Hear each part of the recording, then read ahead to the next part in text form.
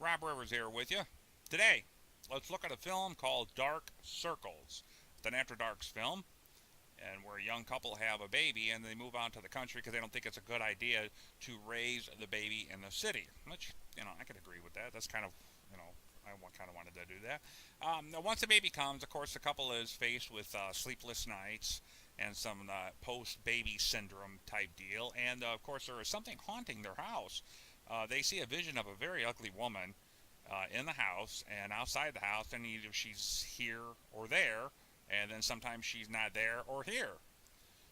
Uh, as they argue and bicker back and forth about who's taking care of the baby. See, the guy's a musician, and he's trying to write his music, and he can't think because the wife is constantly coming at him and saying, will you take care of the baby, do this, and then he starts to really space out on the middle. It's like there's one scene where she says, give the baby a bath, okay, and he's going to the sink to give the baby a bath, okay, and she's like, make sure you clean out the sink.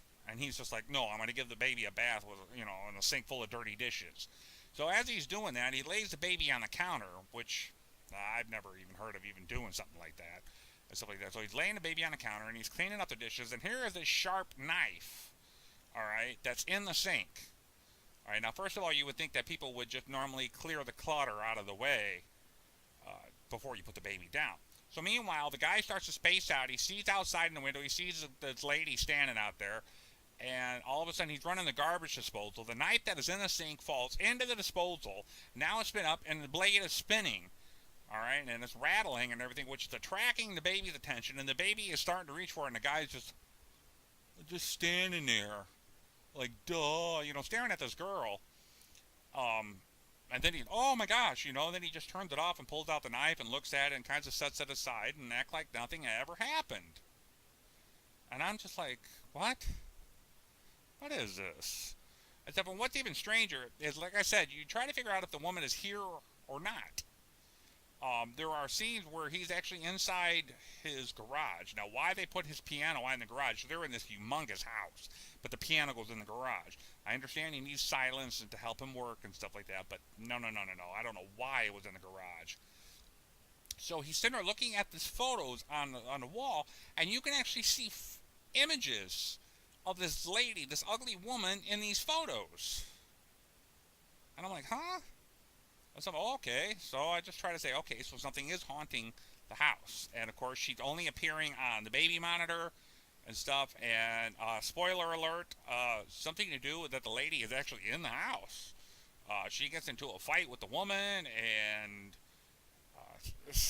it was just very confusing and very stupid to come near the end, because the woman actually cuts the mother, and the mother has got a stomach, and then the father comes and say, what's going on here, blah blah blah blah blah. And so next thing you know, she falls on the floor, she's cut, she's bleeding, oh my gosh. And the next scene, we have an ambulance, and she's sitting in the ambulance, just sitting there with, on the edge of the ambulance with her husband, or excuse me, they're not married, sitting there, and nothing's going on. Then the next scene after that, they're in a hotel. I was like, what just happened here? Was a woman alive or not? Nothing is said. Was this really there, or was it a figment of imagination? It was just really hard to tell what they were really trying to get at.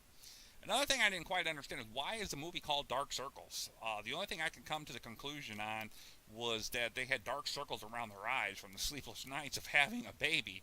And I had never seen this problem. I have 3 children of my own, and I never had this much of a problem with them and stuff like that. But they were really having a problem. So, meanwhile, I gave this movie an F. It is not worth the effort, ladies and gentlemen. I'm even surprised After Dark Films even came out with this and said, oh yeah, sure, watch this. This is great. No. But what you want to check out is Bled White.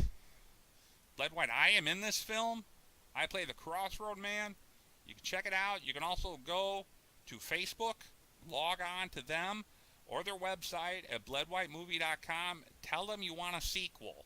We want to do another one. Colleen and I and North and the actors that are in this film want to do another one. And I don't know what's going on with Jose Gomez, who was the writer-director of this film, and Kelly Tillmore, the producer.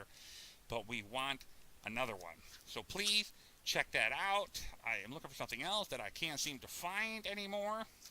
And that's how badly organized I am. Also, you can reach me at robriverrocks at gmail.com. You got any questions, qualms, quarrels, whatever? I'll be glad to hear from you. Let me know if you saw this Dark Circles and what you think of it. And, of course, let me know what you think of Blood White.